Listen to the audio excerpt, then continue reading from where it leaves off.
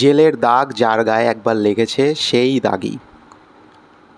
একটা কথা মানতেই হবে, আফরান নিশো একজন দুর্দান্ত অভিনেতা। জেলের দাগ একবার যার লাগছে সেই দাগই। এবং তিনি তার ছবিতে, তার নাটকে বারবার সেটা প্রমাণ করেছে। তিনি যখন নাটক করেছে সেই নাটকগুলোর প্রত্যেকটা চরিত্র, যেভাবে তিনি চরিত্র অভিনেতা হয়ে ওঠেন, এবং তিনি যখন সিনেমায় আসলেন সুড়ঙ্গ, আমার মারাত্মক লেগেছিল।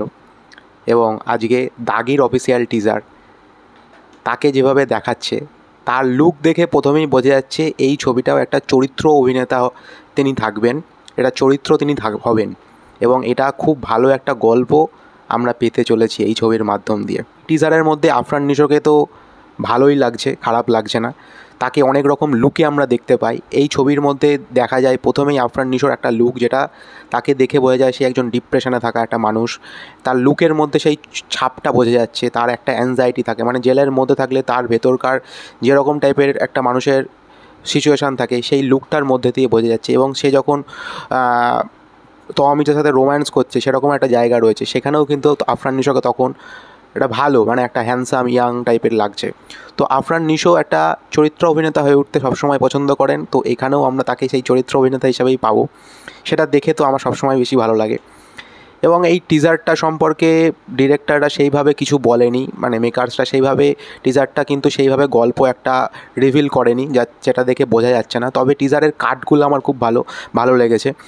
আফরান নিশোর যখন এন্ট্রিটা হচ্ছে, ব্যাক শট দিয়ে যখন ঢুকছে, এবং কিছু সিন, একটা দোলনার সিন আছে যখন আগুন লাগানো, একটা দোলনার সিন, একটা ট্র্যাক টাইপের একটা টাইপের ঠেলছে যখন আফরান নিশো, সেই সিনগুলো খুব ভালো। এবং যে ক্যামেরার কাজ সেটা সত্যিই খুব দুর্দান্ত হয়েছে।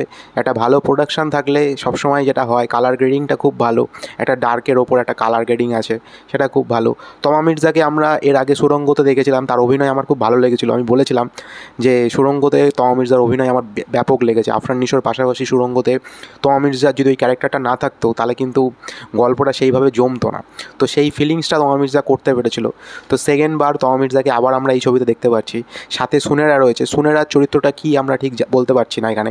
তবে এখানে বিভিন্ন সিন রয়েছে যেগুলো দেখে গল্প সম্পর্কে হতে পারে, ওরকম হতে পারে, আবার নাও হতে পারে। যেগুলো দেখা গেছে কিছু বাচ্চাদের মধ্যে দিয়ে বারবারই দেখতে পাচ্ছি যে বাচ্চাদের মধ্যে দিয়ে আফরান নিশো ঢুকছে বেরোচ্ছে, এরকম একটা সিন রয়েছে। তো এটা কি বাচ্চা পাচারকে কেন্দ্র করে কোনো গল্প হবে না কি হবে, তো সেটা সম্পর্কিত কোনো রকমই কোনো আইডিয়া পাওয়া যায়নি। তো আমার ওভারঅল টিজারটা বেশ ভালো লেগেছে। আফরান নিশোর এই যে 2 বছর পর ব্যাক করছে, আফরান নিশো যে একটা সময় নিয়েছিল, দীর্ঘদিন একটা সময় নিয়েছিল, এবং অনেকে ভেবেছিল হয়তো এবার আর ঈদে হয়তো আফরান নিশোর সিনেমা আসবে না, হয়তো বরবাদি চলবে, হয়তো জঙ্গলি চলবে, কিন্তু না, আফরান নিশো এসেছে, আফরান নিশোর টিজার এসেছে। তো তোমরা যারা দেখোনি তাদেরকে অবশ্যই বলবো টিজারটা গিয়ে দেখো। আর তোমাদের ওপিনিয়ন তোমরা কমেন্ট সেকশনে জানিও তোমাদের কার কি কেমন লেগেছে। আর যদি ভিডিওটা ভালো লেগে থাকে তাহলে চ্যানেলটাকে লাইক করে দিও, শেয়ার করে দিও, সাবস্ক্রাইব করে দিও। Thank you.